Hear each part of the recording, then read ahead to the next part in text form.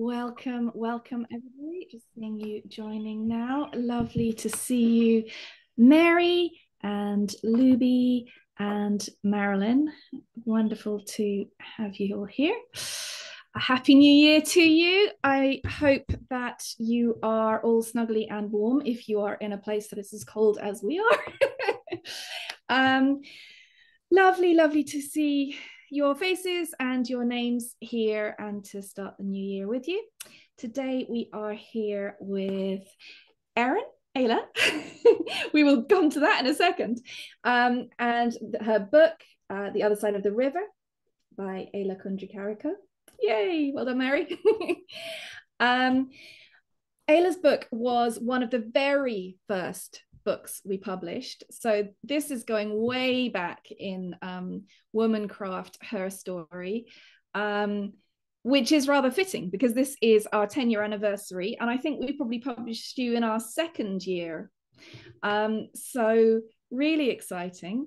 Eila is one of the very few people who I have actually met in person.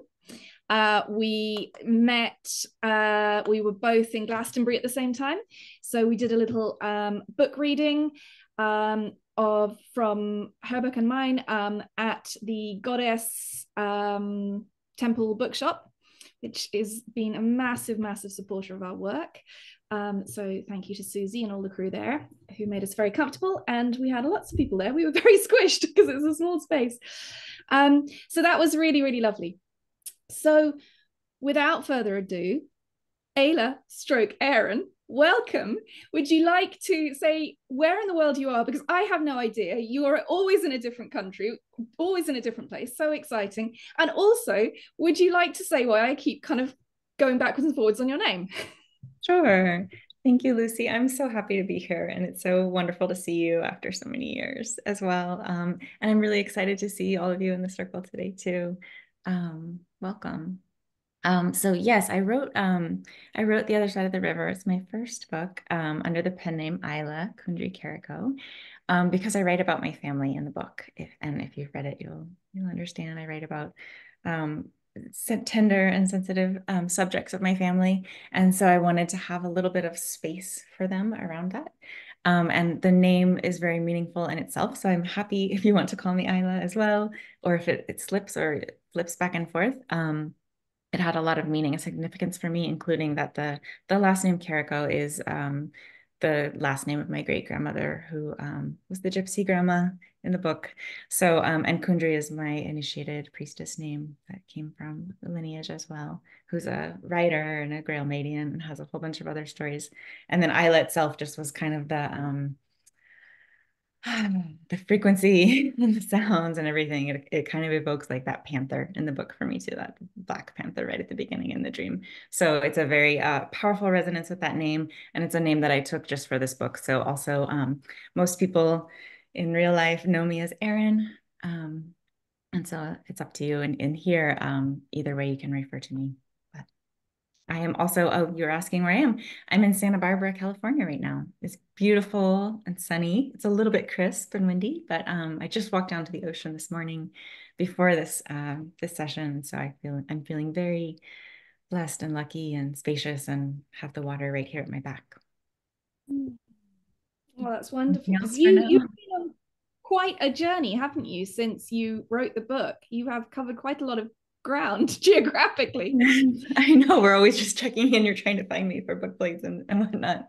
But yes, since writing the book, I was in California as I wrote it. My son was born there. Stayed there about a year or two, and then I lived in Colombia for 3 years, and my daughter was born there. So I have more stories now of another birthing, and actually, even I mean, the book ends before I give birth to him. So that was the threshold of that powerful initiation before it had happened. But yeah, Colombia, and then I was in Barcelona for a year and Vancouver for a year, and then circled, made a big loop back to California. Well, very envious of you. That sounds really special. Lots of my favorite places in the world. So I'm going to open with just reading my favorite bit of the book, which is right at the beginning of the book, just to settle us into the words for those who haven't read it and for those who have, just as a little reminder. these words are so resonant for me. Think I know I created lots of memes out of them. I don't know if I referenced or quoted them in my book about water, She of the Sea, but if I didn't, I held them in my heart while I wrote. Life gifts us each with at least one moment when resistance is pointless. We spend years in comfort on the shore, fooling ourselves with elaborate illusions of control and consistency. We find routine and false security in jobs, sidewalks, air conditioning, bills, and bank accounts. And this life feels more real and more convenient than the wild of the rich green forest full of insects that bite, rolling thunderstorms that ruin our picnics, bitter cold nights that make us shiver, and prowling panthers that cause us to question our strength. When the monotony of predictability penetrates all the way into our bones, we hear the wild calling, and we drive down to the ocean, but we sit in the car and watch the sun set through the windshield.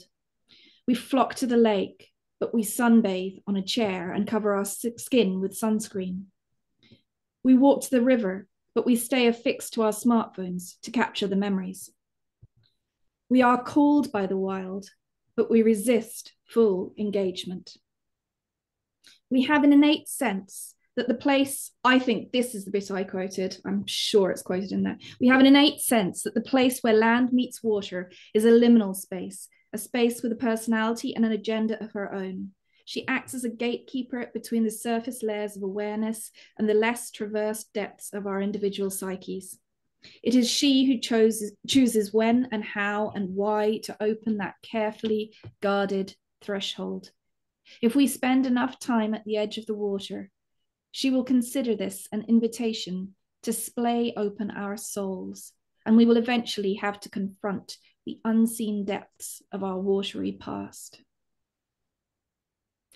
Life promises us this: that moment when resistance is futile will come. The fluid parts of our souls pull us into chaos, pushing us to look at all we've avoided, tossing us unwillingly into waves of uncertainty and currents of dramatic change. Life keeps her promises, and when she calls you, you must learn to swim in the dark mystery of possibility. Such beauty. Thank you for those words.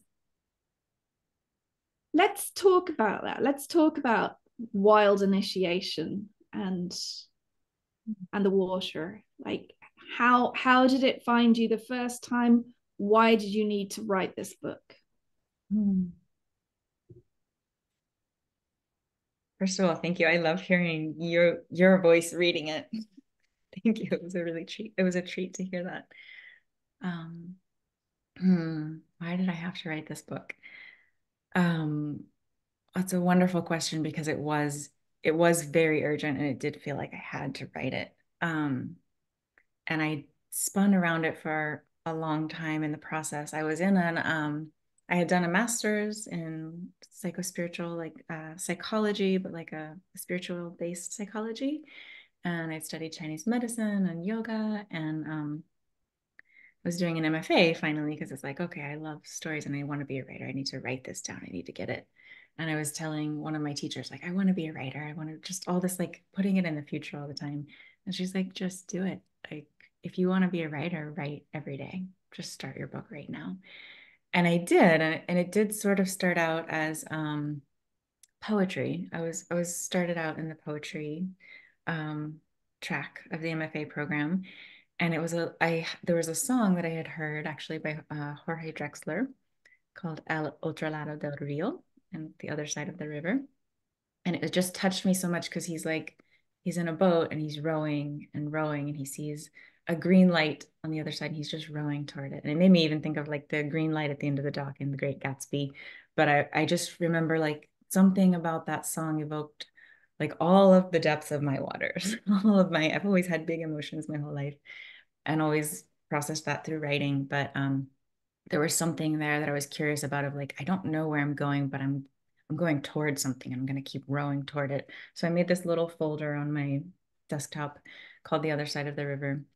And it started with poems, and it was just like feelings and things that I could touch here and there, and like little trickles of, felt like little trickles and pools of puddles of poetry.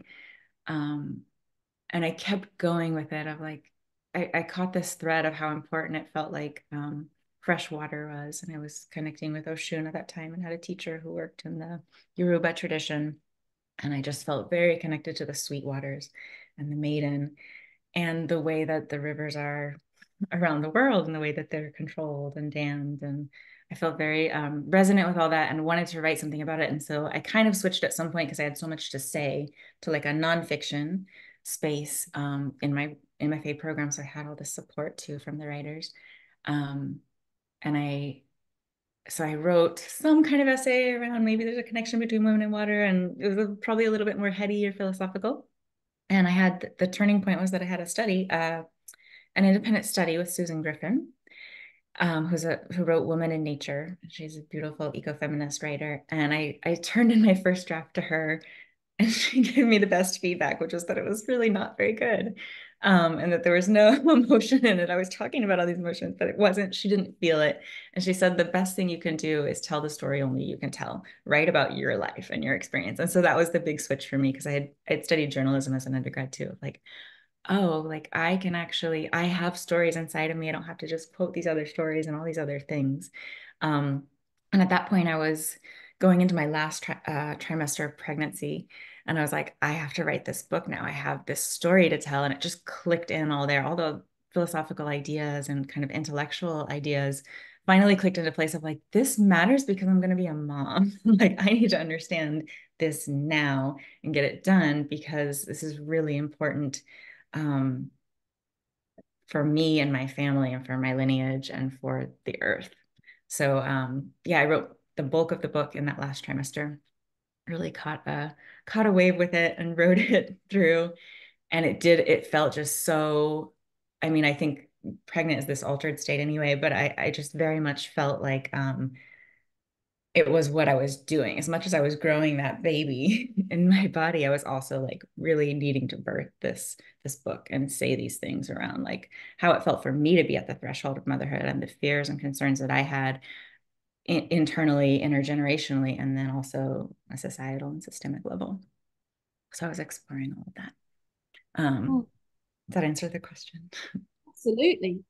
And I guess I'm just curious about the your relationship with water itself, like that personal relationship, because obviously you said that you wrote this first essay and it was very heady. How did you move from that headiness into that real embodied emotional connection? Right. So my personal connection with water also was, I mean, I grew up in Florida, and again, it's in the book that all the natural springs. So water was beautiful, and water was everywhere, and water was in the air. And I felt like my dad actually did a really great job of bringing my attention to that, even from a young age, of just like, we live in this magical place that has more fresh water springs than anywhere else in the world. Like, this is a special thing. And he would always say that about the beaches too. Like, these are the most beautiful beaches in the world. And so my attention was brought to it of like, oh, like not everybody has this, and this is amazing. And I remember from being a very young girl too, like I would get again big emotions that I didn't understand, and nobody talked about emotions in my house necessarily. Um, and so when I would go to the ocean, I would just feel like I feel good here. There's something important. And I made all these little reminders to myself, even as a little girl, of like, I need a reminder to myself. I need to go to the ocean regularly and swim and be in the water. There's something about it. Um, and so that was, I always knew that I needed the water and it was important to me. And I knew how I felt when I would be inland or just have longer stretches without the ocean, or if it didn't rain enough. And so I was always just aware of that. And I think then as I studied Chinese medicine and learned all these other things about my own internal makeup, I found that I was very watery type elementally. Um, but it did take a different kind of courage and letting go to be able to express that differently rather than from the journalism lens or from a heady philosophical place. And I think part of that was the years of yoga, and there was kind of finally a tipping point of trust of like, oh, okay, this is real. What's happening inside you is real and it matters. And again, some of the classes in writing at the program I was in my master's also was about women's spirituality and opening that up. And at the same time, I was working with priestess in the Celtic lineage. It was also like, okay, yes, your body matters and you matter, and trusting this. So all these different support systems that I had found and put in place, but I hadn't really had that breakthrough yet until the fiery crone woman, the author Susan Griffin, who I respected and admired so much, kind of told me like, yeah, this isn't very good. It doesn't work. I don't feel it, because I felt it so much. And so it was just like, oh, the thing that I'm doing is like, I'm still playing it safe. I'm doing the thing. I'm on the shore right now, even. And it was wanting it badly enough, wanting to share the story badly enough, that the waters of my own dams kind of broke through. And I think, again, being pregnant helped that courage. Like I felt way more embodied going through that pregnancy and the initiation of that, than I was able to before, because I was physiologically like getting reorganized from the inside out. So it just kind of all came together in those moments. And I love the way in the book that you really connect women's bodies with, and the way that they are mistreated in patriarchal culture, with the way that water sources, rivers, the ocean is disrespected, mistreated, manhandled in patriarchal culture. You did a really beautiful job of drawing our attention to it in so many different ways without sounding preachy, but like kind of taking us by the shoulders almost, and kind of making us look at things that we don't necessarily see, the threads that we don't normally weave together, because we're not taught to say, oh, well, look, a woman is like water. You know, that's not what culture does to us. And yet that's what you did. Yeah, I mean, again, it was, I think, I mean, there was the spirit of water like came through me as I was writing this book, and it had me and it was teaching me.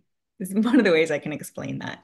Um, and I resisted it myself. Again, that's probably why that passage is so strong at the beginning, because I felt it and I resisted it, and I had that dream and a whole bunch of other dreams that were going on too at the time that were just very clear of um, the ways that I was trying to be and the ways that life wanted me to be, and the ways that life wanted to move through me. So and it was somewhat uncomfortable sometimes, because I was just noticing all the connections all the time. I was really swimming in it, of just like, yeah, I think I went to Vancouver and visited a dam at some point, and like so viscerally could just feel the rage of the water, like just wanting to be able to move how it moved and how it came out with such force. And yeah, I remember just like crying there too. And it felt like we were in communion in some way, the river and I there. Just like, okay, yeah, I'll help you tell the story.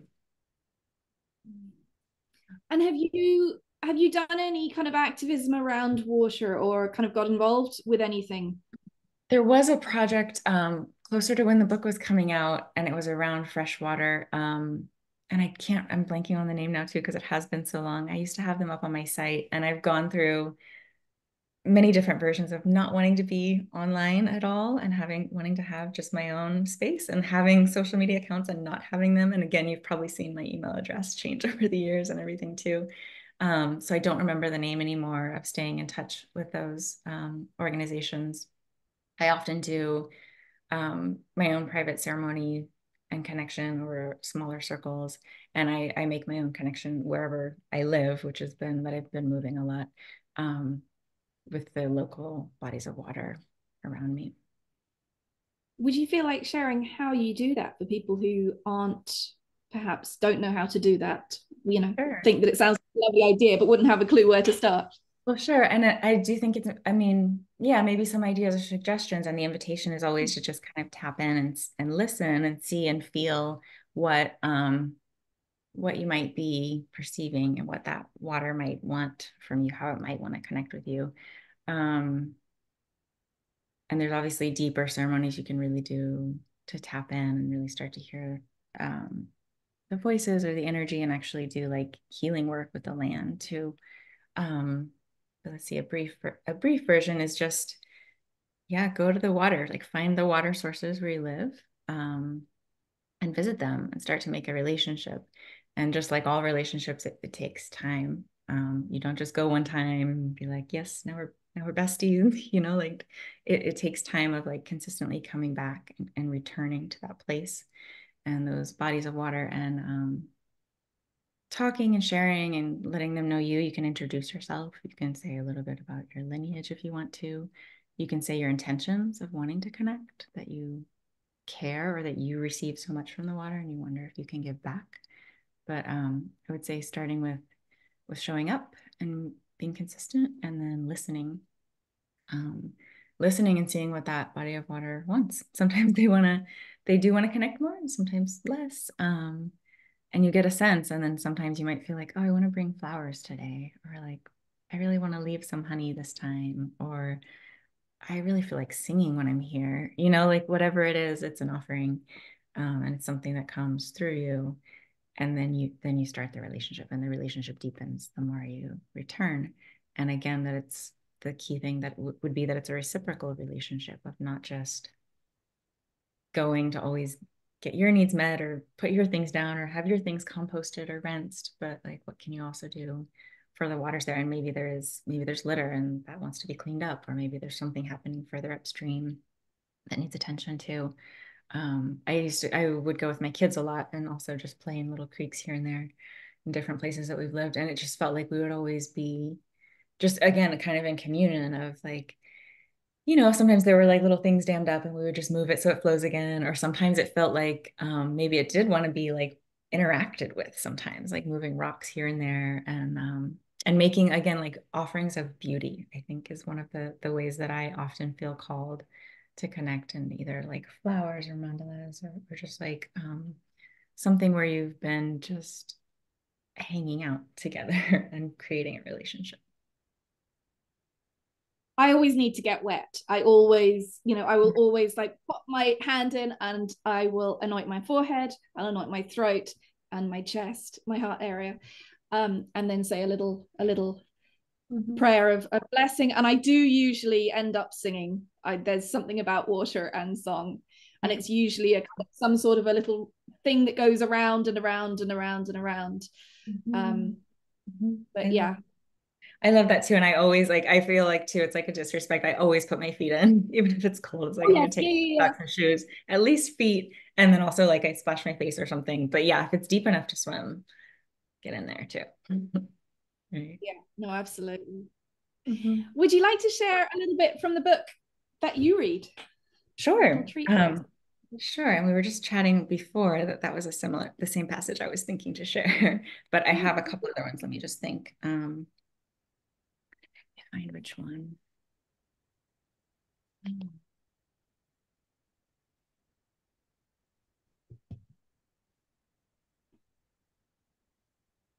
Okay, I was thinking and feeling connected to the river in Paris today, La Seine. And so I think I am going to start there. And it's not exactly where I was planning to start. So I will hopefully not go too long. I'll try to not go past 2 pages, right? Okay. 32 bridges cross the Seine, an urban river that is almost entirely contained between concrete walls. Many people cross over her, but no one enters her. She is known and yet remains unknown. The last time she raged into a flood was 1910, and she's been well behaved since then. In the summer, locals set up sprinklers and add sand to the sidewalks down by her banks and call it a beach. But still, no one swims in La Seine. She is worn out as a cheap hooker, brown like the cat-sized rats that troll her banks, and still irresistibly beautiful by the dim light of candles. Somehow a river whose banks are made of concrete is still able to reflect and remember how to inspire the feeling. La Seine taught me the importance of including poetry in my life. Audre Lorde has written in her essay, Poetry is Not a Luxury, that poetry is a vital necessity of our existence. It forms the quality of light within which we predicate our hopes and dreams toward survival and change, first made into language, then into idea, then into more tangible action. Poetry is the way we help give name to the nameless so it can be thought. The farthest external horizons of our hopes and fears are cobbled by our poems. carved from the rock, experiences of our daily lives. And that's the end of quote.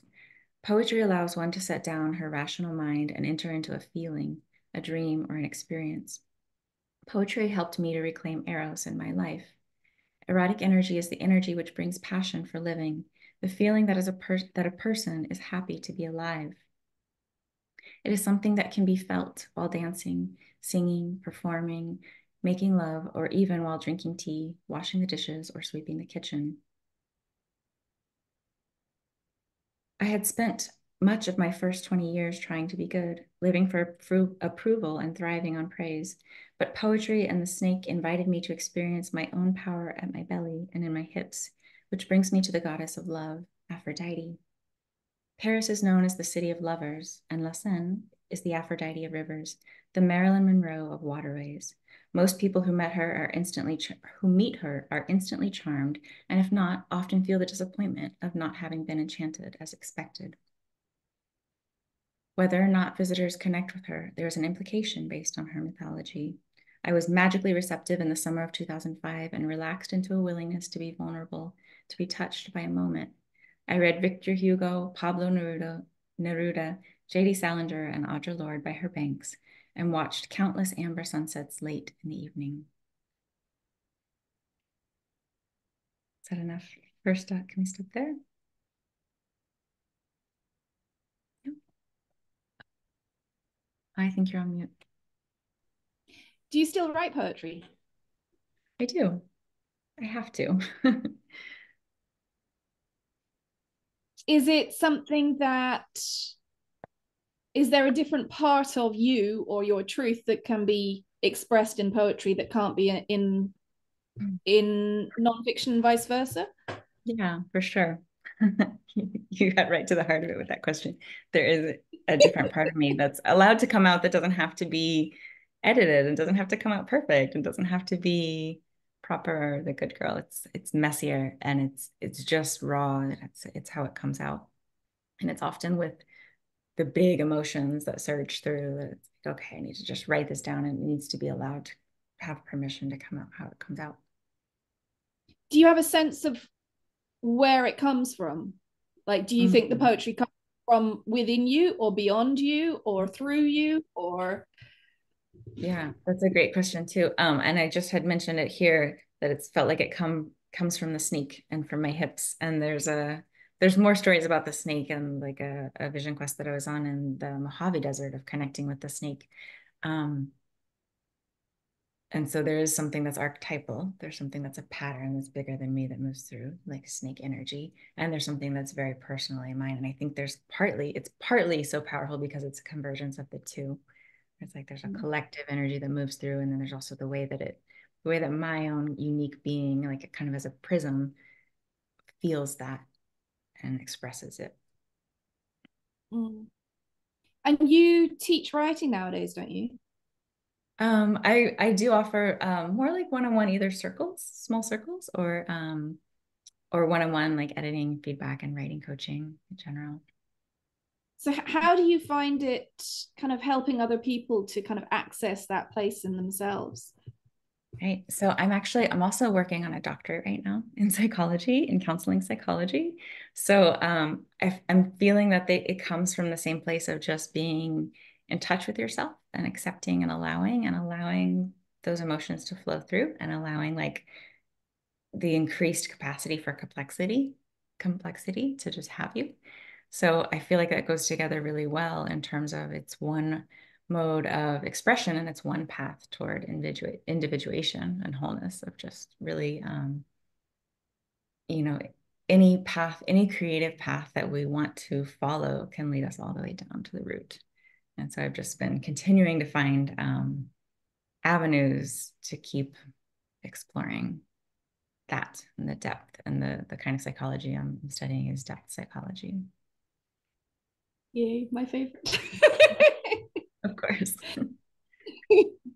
And have you had any other kind of archetypal experiences? Because obviously after you wrote The Other Side of the River, about a year and a half later, Burning Woman came out. So that was so I started with fire and then moved on to. Have you had the fire or the earth that you've needed to kind of work with and work through? Yes, for sure. Short answer is just yes. They're spiraling through all the time, constantly being initiated by the elements.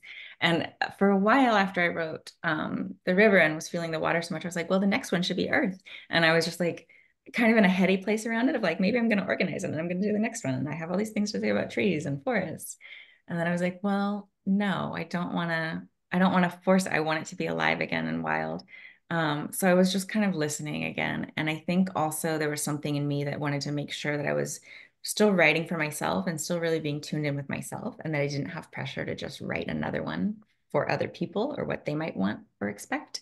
And so I let myself be a little bit more private again in some ways, of just wanting to be with my own writing and my own words and what was wanting to come, and let it change as it was wanting to change, because I was also a new mother.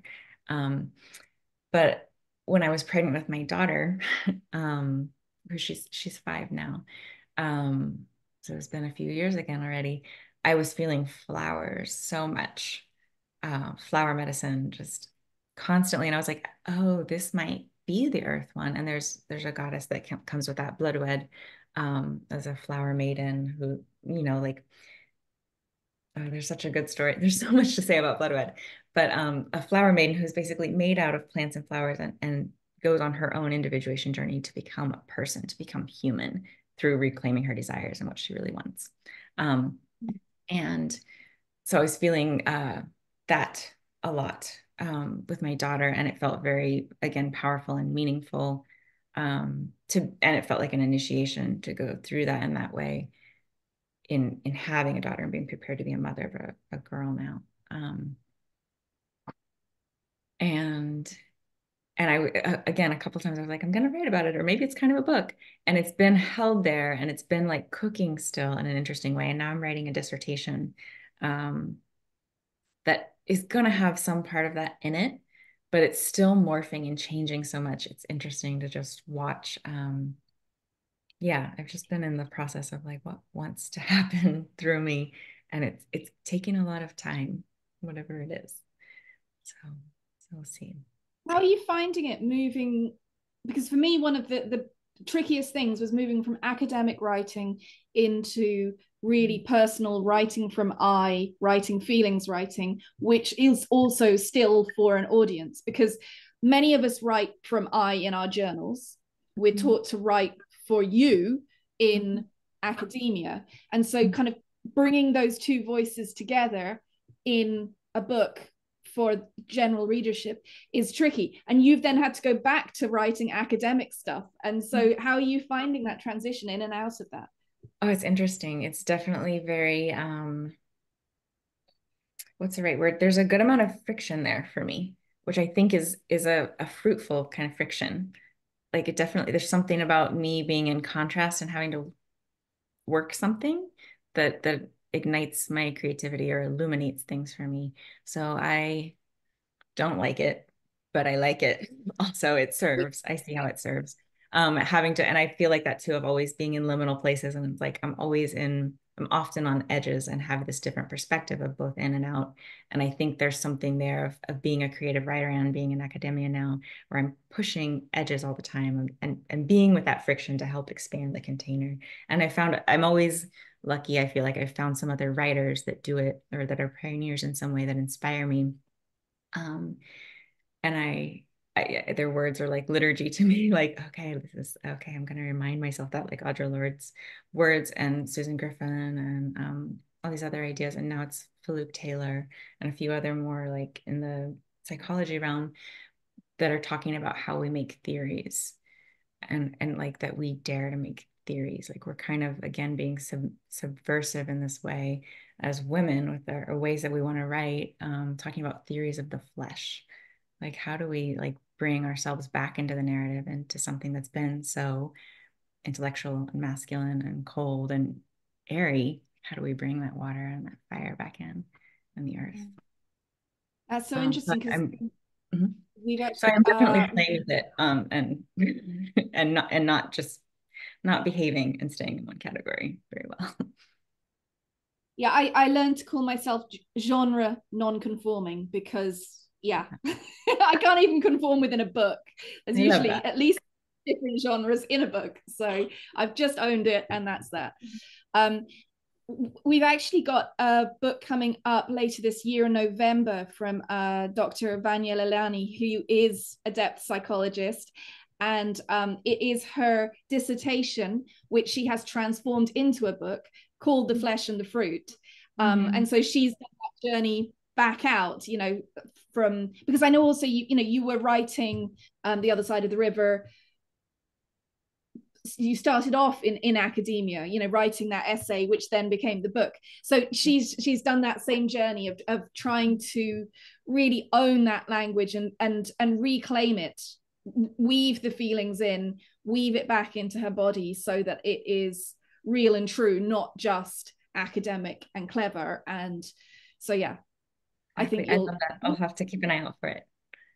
Yeah, we should have asked you. We'll send you a copy to endorse if we haven't already. I thought you were on our list. Anyway, if you weren't on our list, you are now, because I think you'll really enjoy it.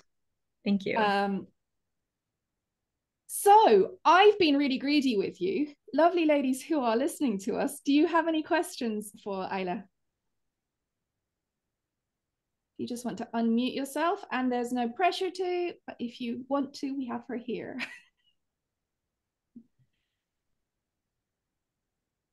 Have you published anything else in the sort of general field as well as your academic writing? Have I published anything else in general? No, this is my only book so far. But I am starting to work on my dissertation right now, and it's going to be turned into a book. If not one, then two. Wonderful. I mean, I first read your book when it first came out, and I read it again in the last couple of weeks, specifically because you were going to be here today. That also is such a gift to come back to it, and it's extraordinary how differently my reading of it has been this time, partly because of things I've been through since then. I've connected with somebody who works a lot with the watery goddesses and all these names that kept popping up and I recognized, which has been just such a joy to read again. So thank you. Thank you. Who are your favorite watery goddesses? Mary. Oh, sorry, you Who asked are your favorite?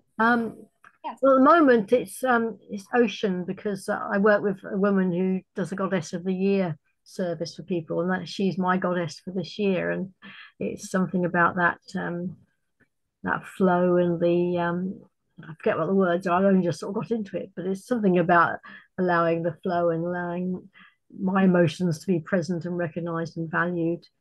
And so I think there's a lot about that coming up for me as well. Again, I was in a group with this person, Amy Palco, last night, and she asked me what I particularly got from the book, and I couldn't remember. I was just enjoying the experience, sitting back and reading it over Christmas and really enjoying it. I wasn't analysing it or, critiquing or anything like that. Even taking notes for myself. It was just, I thought, well, I really enjoyed it, but I can't remember why I particularly enjoyed it, other than loving the story and the experiences. So I wasn't very aware of why I was reading it, but I just loved it. I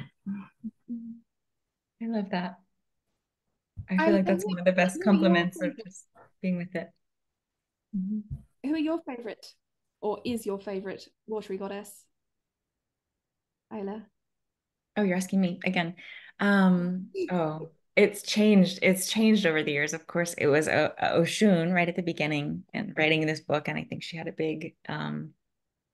She inspired a lot of the beginning of the book for sure. Let's see. Right now, who am I connecting with?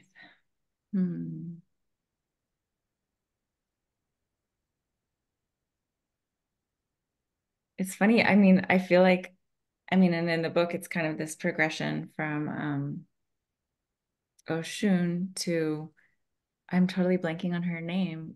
What's the bigger sister, the ocean mother? Do any of you know? Oshun to the, what is it? It looks like Cindy knows. Mama Water. Doesn't it begin with a Y? Her name? Imanja. Yeah, thank you. Thank you. Yeah, so I think in the book, there was that moving toward it. And right now, all I'm thinking of is the ocean. So it must be Imanja right now. I'm thinking of just the ocean herself, like every day that I walk and I look at the tides and I see if there's a swell coming in or not. And I watch the sunset disappear into her vastness. So I think, yeah, just the ocean itself right now where I'm at, because I'm here on the cliffs and able to go every day, multiple times a day to the ocean. So,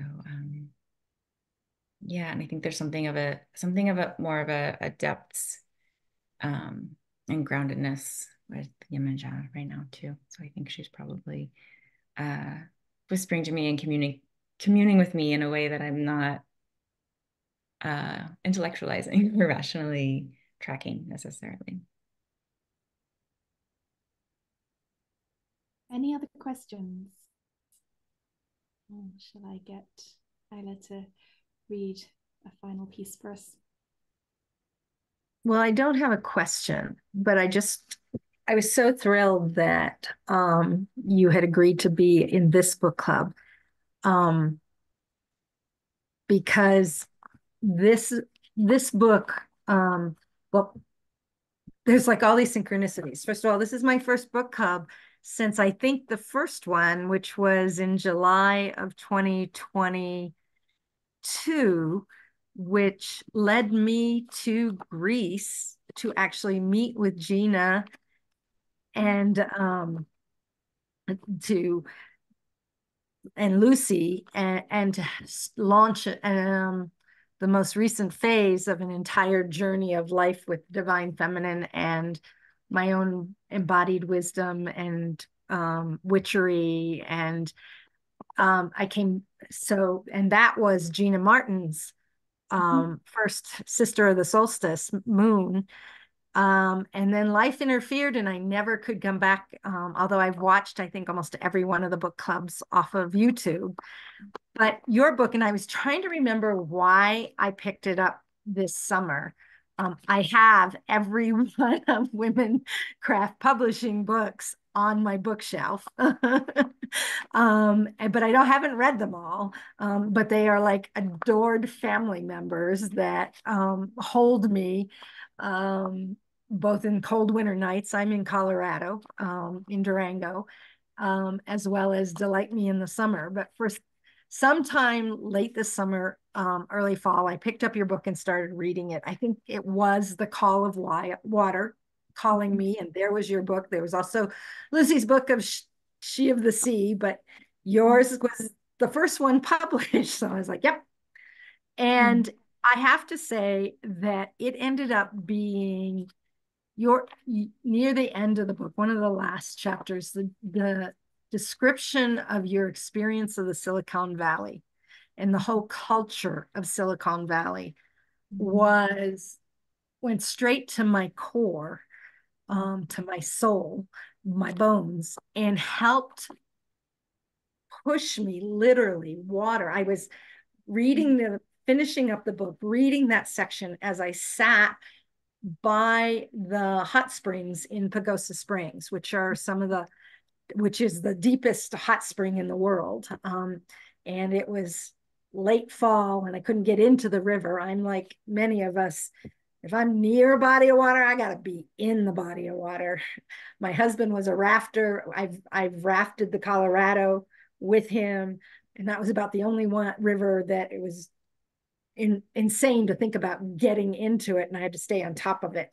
But otherwise, usually I'm swimming behind his raft or in front of his raft, so he knows that I'm not going to get lost in the river while he rafts.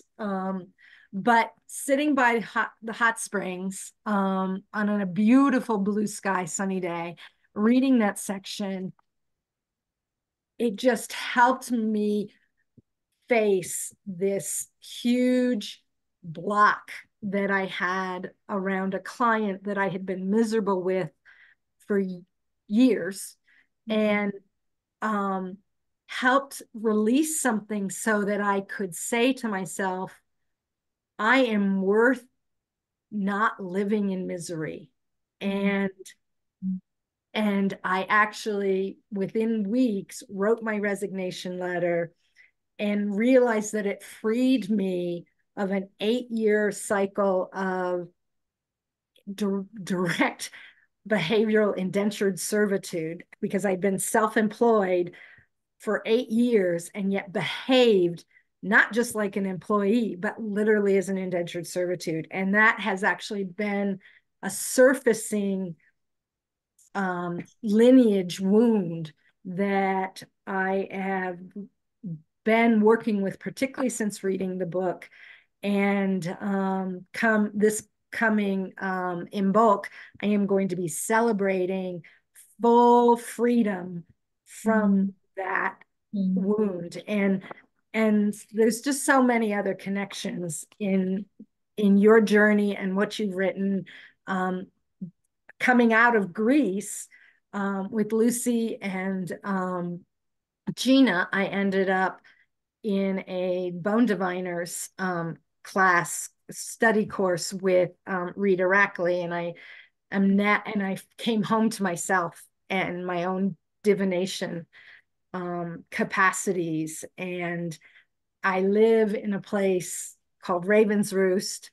Can't wait for Lucy's book to come out on crow medicine. And the water, I'm looking out on a foot of snow right now, and it was snowing earlier, and there is a seep is what I call it. It's literally underground flow that surfaces and then goes back down as it comes down from the cliffs to the east of my where my cottage is. And one of my first searches when I came to this land, which was 4 years ago, was my daughter actually found the seep, my adult daughter.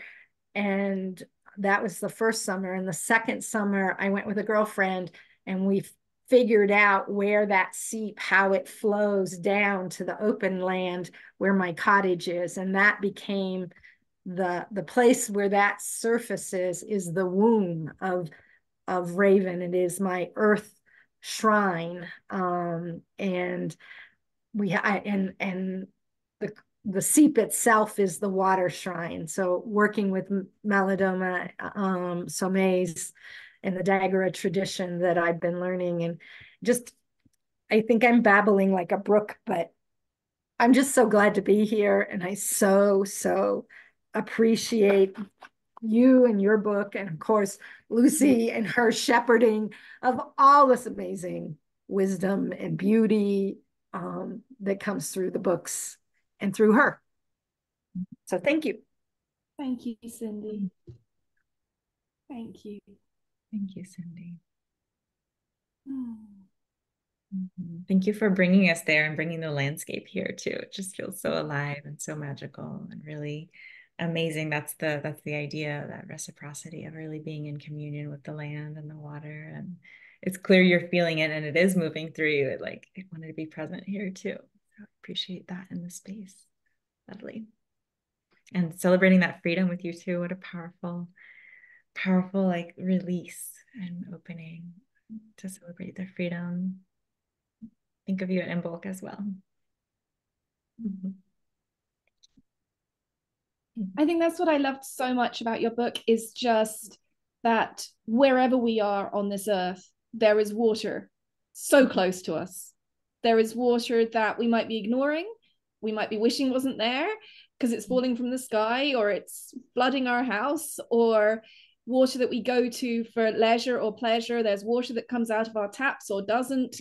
We are always within arm's reach of water, and usually it has been meaningful to the cultures that has grown up there, the settlements that have grown up around those bodies of water. So what is so special is just that wherever in the world our readers are, not only do you take them with you on your travels, but it allows us to connect wherever we are to the water, however it presents at that time and place. I'd love if you could finish us off this evening by reading another bit from your book.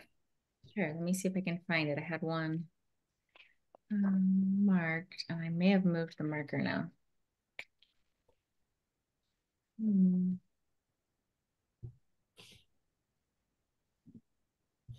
Okay, I do have it still.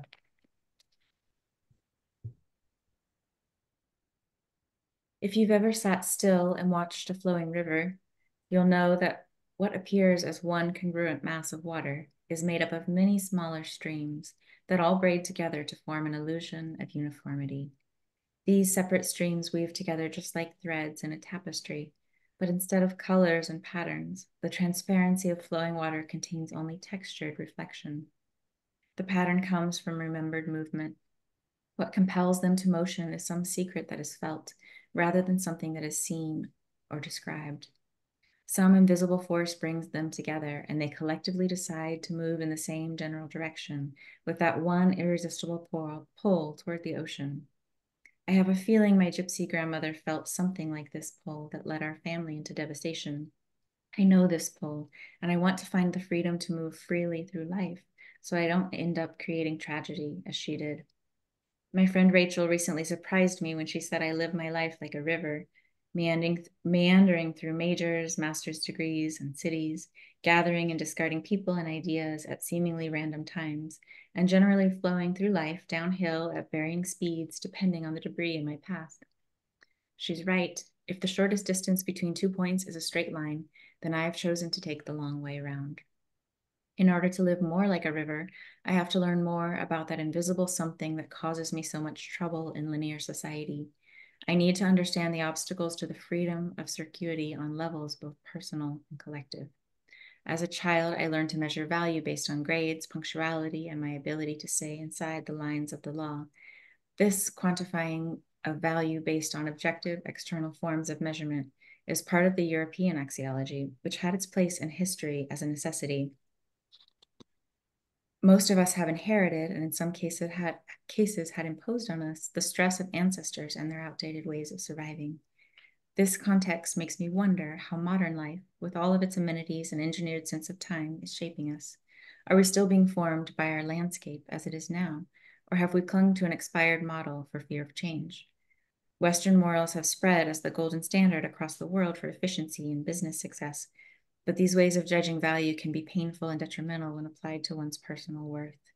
The need to prove oneself based on these values causes a dryness of the soul that shrivels a human's will to create and experience beauty. That's it for there. I think that's exactly kind of similar to what Cindy was talking about, like coming back to that sense of inherent value and how important it is to value beauty and joy and how that sets you free too. Thank you so much for being with us and for sharing your time and your insights and for sharing your book with us and the world. And best of luck with the rest of your training and your dissertation. We look forward to seeing what comes out of that.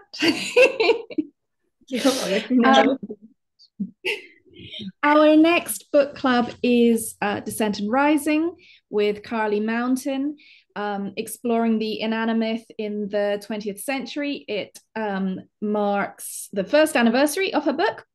So we're coming a bit more up to date now. We've got through nearly all of our past authors. So that will be really exciting. Descent and Rising is available in paperback, ebook, and audiobook. Audiobook came out at Christmas time, read by the author, and is selling very well. So that's that. And then my own book, Crow Moon, Reclaiming the Wisdom of the Dark Woods, is available on pre-order now. It ships mid-February. It launches everywhere 1st of March. So very excited about that. Sorry, I don't have a copy to show you. I don't know where my copy is. I showed it to somebody and I put it somewhere. So thank you so much for joining us. Next book club is March 14th. Sign up as usual and hope to see you there. Take care. Thanks so much, Lucy. Thank you.